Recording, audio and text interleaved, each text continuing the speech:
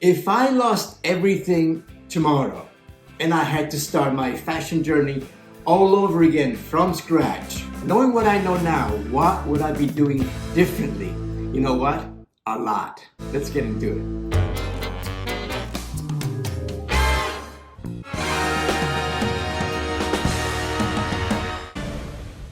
When most people start learning fashion design, they usually focus on the wrong things first.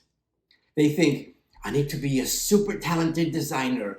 I need to go to a fashion school and I need connections. I need to know everything before I begin. But after years of working in the industry and teaching fashion design and mentoring aspiring designers, I can tell you this.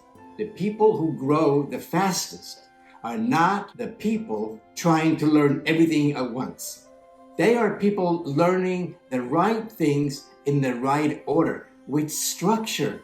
This may save you years of frustration. Number one, I would stop trying to learn everything. The first thing I would do differently is stop overwhelming myself trying to learn everything all at once. This is one of the biggest mistakes beginners make. They jump between fashion sketching and sewing and branding and a little bit of draping, a little bit of pattern making, some social media, trend forecasting, and eventually, you know what? Their minds become completely overloaded. If I started over, I would focus on mastering one foundational skill at a time. Number two, I would focus on fashion sketching first. Why? Well, sketching trains your eye. It trains proportion, it trains observation, communication, and most importantly, it allows you to get your ideas out of your head. That matters a lot. Many aspiring designers have ideas, but no visual language yet. Your sketchbook becomes your laboratory, as well as the fashion diary, which I have mentioned in my other courses. Your sketchbook and or your fashion diary become your safe place to experiment, to fail, to evolve, to try new things, to discover your aesthetic. I think many beginners underestimate how important your sketching book and your fashion diary really are. They think, I'm not good enough at drawing, I'm not good enough at sketching, I can't sketch, but it's about developing visual thinking. That's really important. Number three, I would learn construction, garment construction. Start understanding how clothing is actually built. When you understand seams and silhouettes and fit and fabric behavior, balance, proportion, your designs become more intelligent, more intentional, more realistic, and ultimately more refined. I think this is where many aspiring designers become frustrated. They have beautiful ideas, but they don't yet understand execution. And it can be frustrating and discouraging. That's normal. I understand that. And the faster you embrace the technical side of fashion, the faster your creativity expands. Number four, I would stop comparing myself. If I started over today, I would stop comparing myself to everybody else online. Comparison destroys creative confidence. You see someone's portfolio, their amazing collection, their success, their following, and you start thinking like, oh, I'll never be that good. Stop comparing yourself, because what you're comparing yourself to is someone who might have been developing this for years. You don't know their journey. Every strong designer you admire today was once a beginner too. Everyone. The difference is they continued. That's it. Consistency beats insecurity every time. Number five, I would focus more on developing my own voice, my own style. This is important. I think many beginners spend too much time asking, what's the new trend? What's trending? Instead of asking, what do I actually like? What do I love? That question matters because trends come and go. They change constantly, right? They go up and down.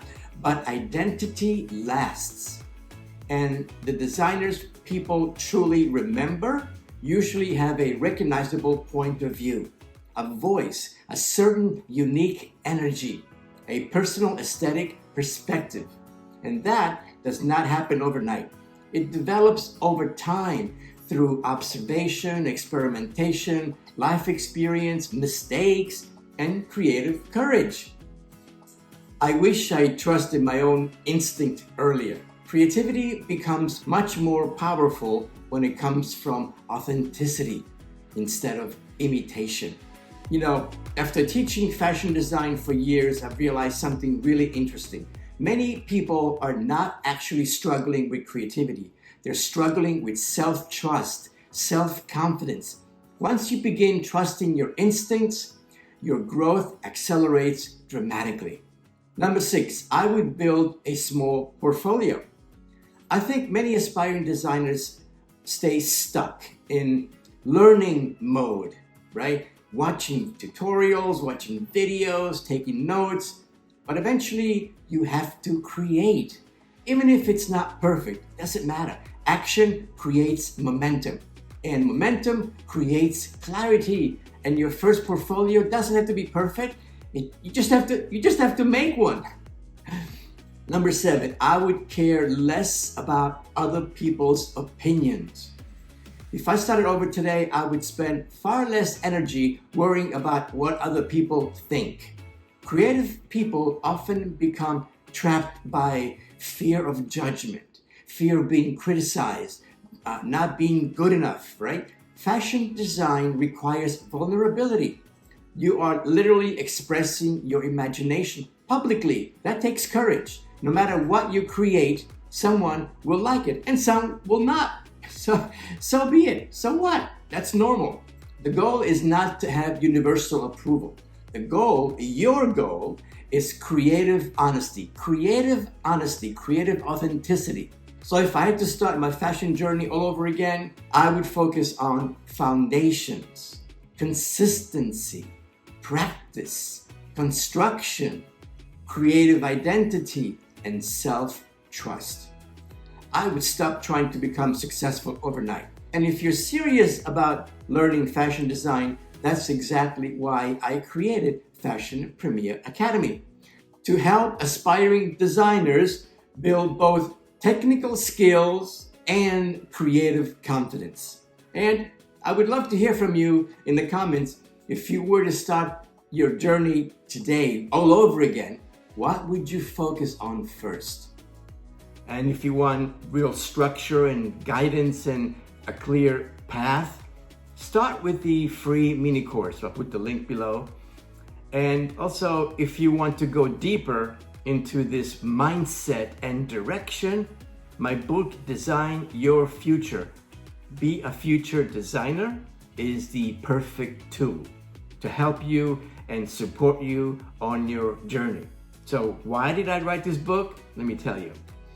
After working with so many students over the years, I realized that even though many had the talent, they were missing the mindset, the inner strength and clarity of vision to actually bring their creative dreams to life. And that's what sparked this book. I saw the need for something that could guide aspiring designers, not just in their craft, but in their confidence, direction, and self-belief. I will be reading selections from this book every week so that you can get a first-hand feel for what this book is really about and how it can inspire your own journey. So stay tuned, follow along, and if you're ready to dive in right now, well, the book is available on Amazon in both the paperback version and the ebook as well. And if this video helped you see things more clearly, please subscribe. Because here, we're not just talking about fashion, we're talking about building a real future. I'll see you in class.